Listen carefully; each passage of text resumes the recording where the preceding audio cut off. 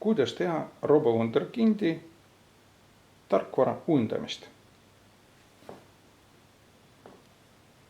Käivitame RoboCode tarkvara mobiilseadmes.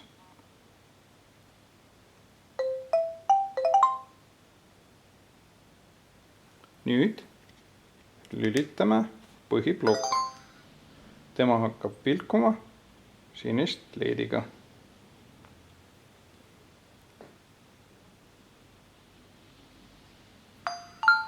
Teeme connecti, ühendust.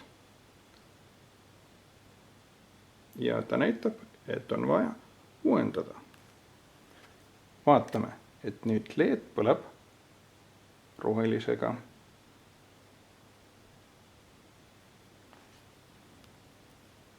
Vahetame nuppu uuenda.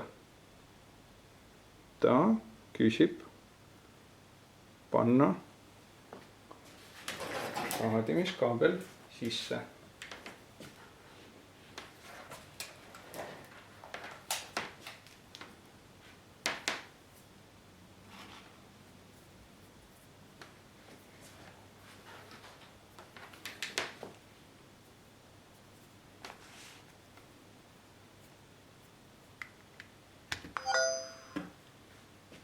Ühendatud. Nüüd vahetame nuppu, järgmine. Nüüd on vaja võtta ühendust otse põhiplokiga Wi-Fi kaudu. Selleks läheme Wi-Fi settingusse ja leiame Robo Wi-Fi. Võtame ühendust. Nii, ühendatud. Nüüd valime jälle RoboCode ja uuendamisprotsess hakkas pihta.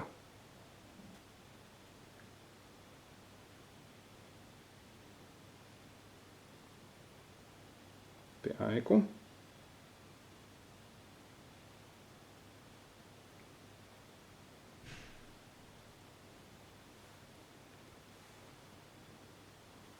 Nii, valmis. Selleks, et kontrollida, et meil kõik toimib ilusti, võtame toitekaabli välja.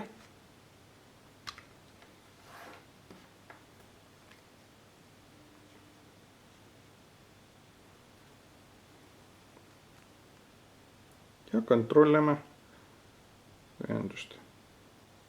Ja kõik toimib ilusti.